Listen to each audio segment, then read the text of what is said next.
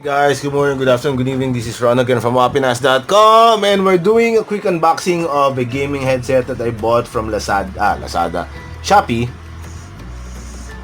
called the Salar KX901 gaming headset. Wired headband with mic, LED light over ear stereo. It got delivered today.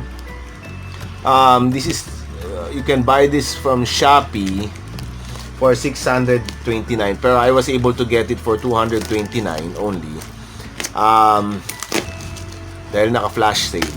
So I buy a lot of stuff on the flash sale. If I like it or I think it's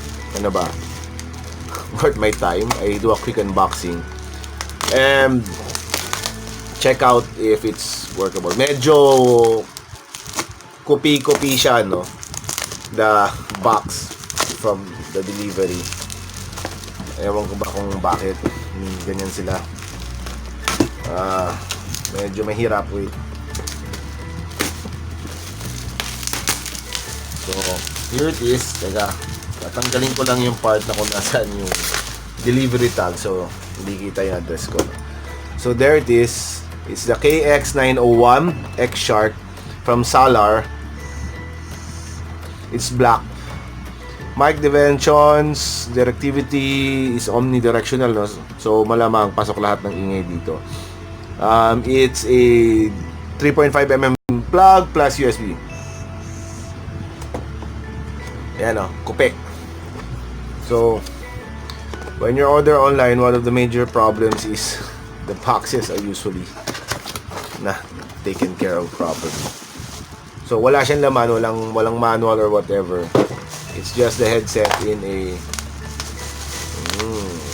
yon, okay? So here's the actual headset.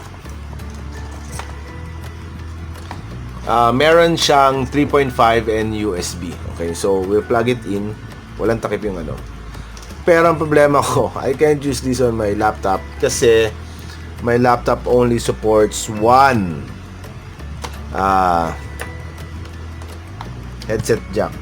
Okay? So yung unified jack ang gamit niya. So yan, umilaw siya. Okay? There's a volume control here in the back for the headset. Feels very light, ano? Parang hindi maganda yung plastic. It feels like it's made of cheap plastic. What do you expect for 699 or 299? Pivot yung mic, ano niya, stand. Okay? I'm using the Leago, ano ba tong model na to? M13 for the video pala, no? So comment if you like it or pangit yung video. May padding naman yung sa ulo. And the light looks like it changes by itself. Okay? Walang sinabi kung may ano to? May drivers na kailangan. I don't know if I'm gonna be able to. Wait, let's see. Use this on my computer, test it out kasi wala akong dual headset jack.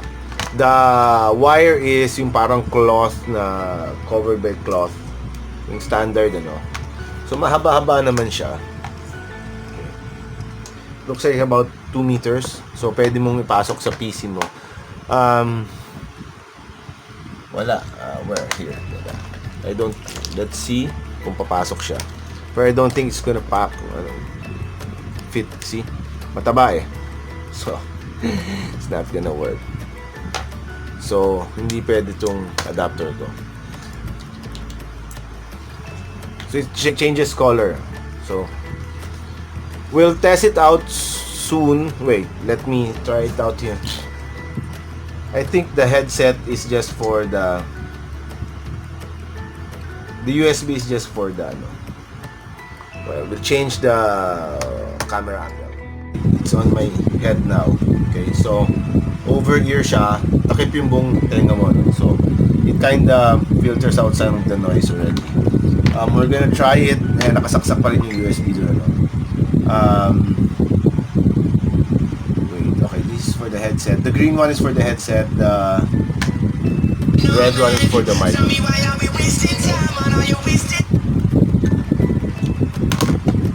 we're gonna see if it's gonna fit.